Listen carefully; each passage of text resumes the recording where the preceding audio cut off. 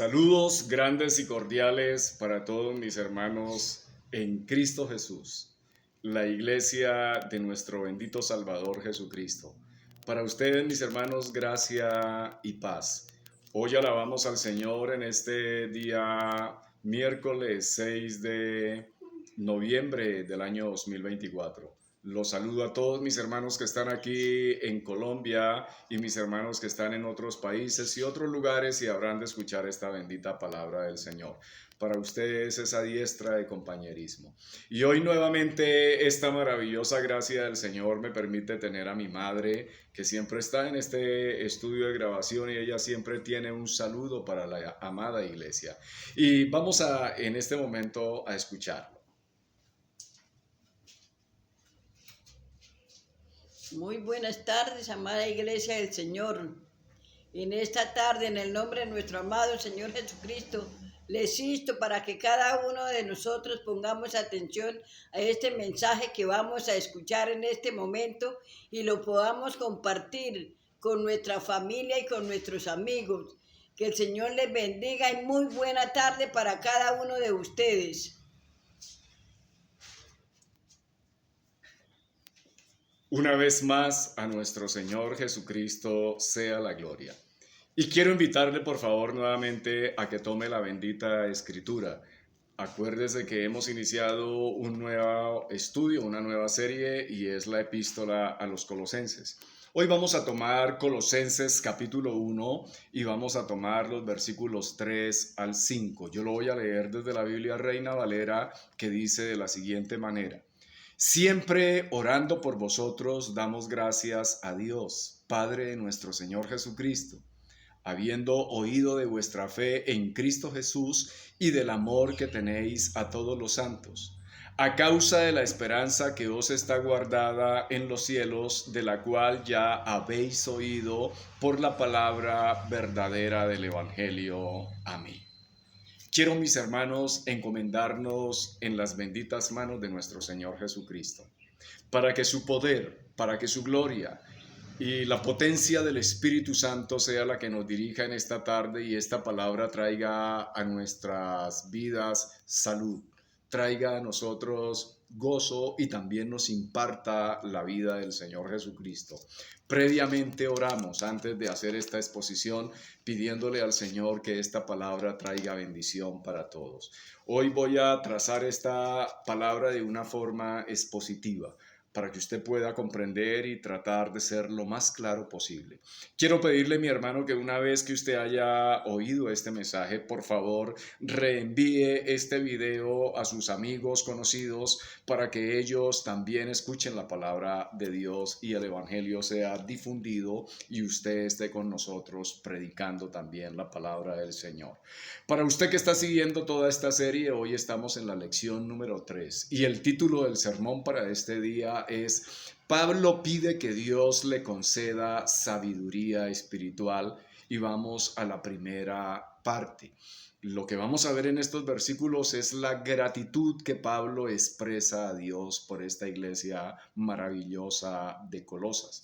Yo voy a hacer una introducción de estos versículos para que podamos estar más en la sintonía. Y entonces la Biblia califica a la fe como preciosa. Nuestra fe debe afectar todo lo que hacemos, todo pensamiento, toda palabra, toda conducta. El apóstol Pablo es una persona de entusiasmo y a él lo entusiasma ver la fe de otros.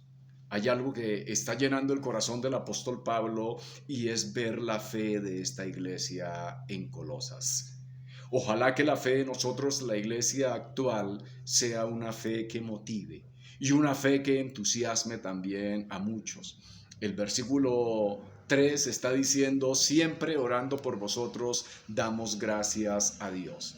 Esta iglesia, entendamos y recordemos que la iglesia de Colosas estaba en Turquía Oriental, la Turquía que nosotros conocemos actualmente. Y la expresión del versículo es, damos gracias a Dios Padre del Mesías, Así lo está diciendo el versículo original, es decir, el Señor Jesucristo. Y está diciendo, damos gracias a Dios nuestro Padre, y esta expresión es supremamente importante en este versículo. Cuando en la Escritura vemos a Dios como Padre, esto nos lleva a tener en la mente a un proveedor. ¿Qué es el Señor Dios para nosotros? Debe ser un proveedor. Todo lo bueno de esta iglesia se debe a la provisión de Dios. Entonces, en el original, este versículo dice, por ustedes estamos orando.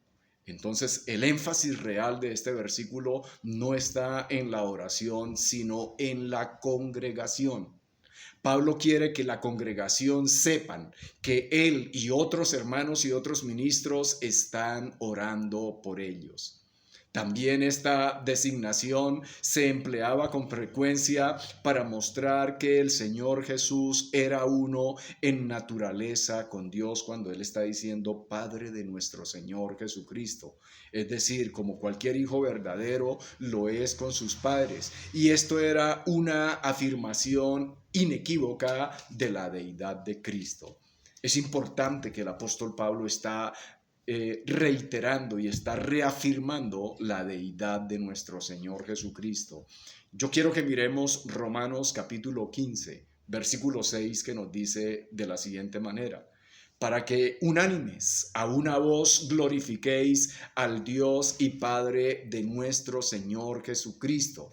Y esto lo está diciendo el apóstol Pablo en contraste a lo que la amenaza hereje estaba diciendo.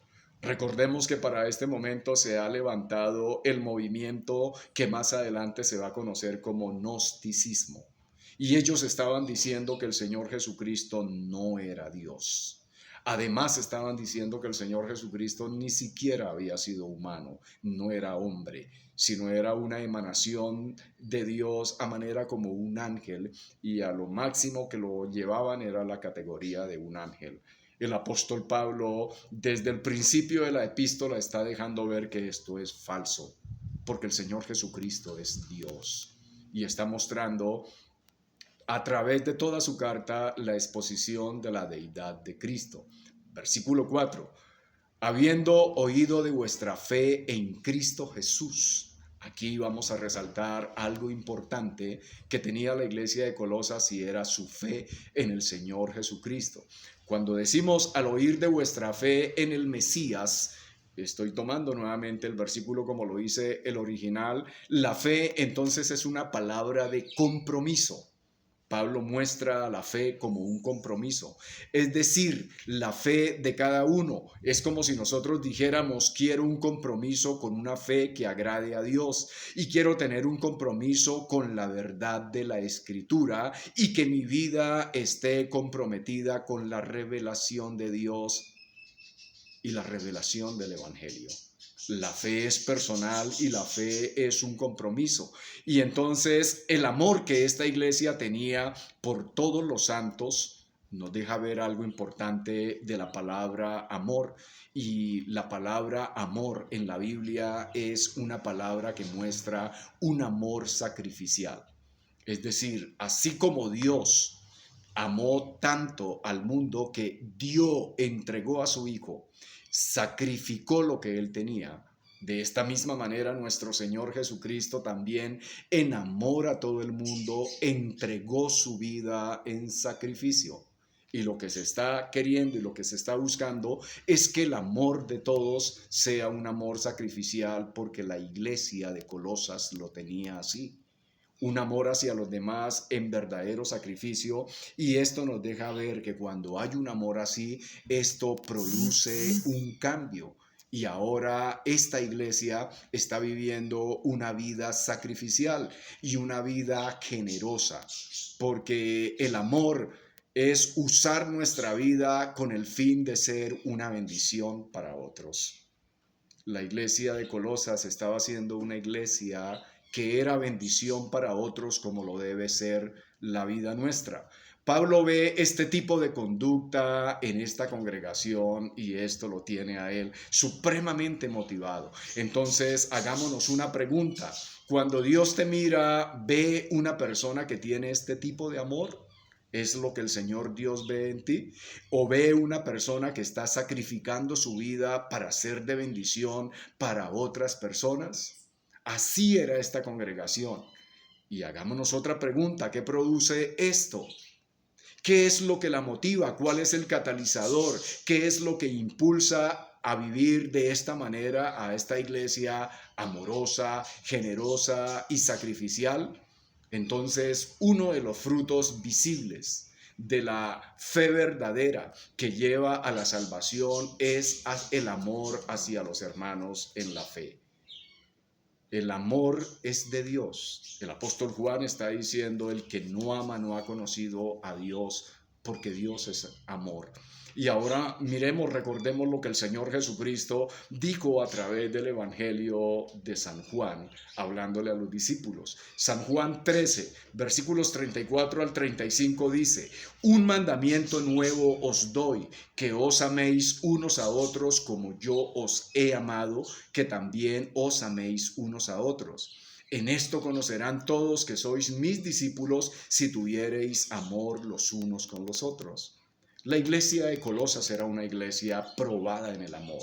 Mostraba la fe, era una iglesia que estaba mostrando la verdadera obra del evangelio en ellos, amando a los hermanos. Y es lo que se requiere de la iglesia actual. Versículo 5, a causa de la esperanza que os ha sido guardada en los cielos. Y aquí hay algo importante, y es que esta esperanza está siempre conectada a las promesas escritas de Dios, y el que no conoce las promesas de Dios no vive adecuadamente, no estará haciendo las cosas que demuestren el amor de Dios, sino vivirá una vida semejante a quienes no son creyentes.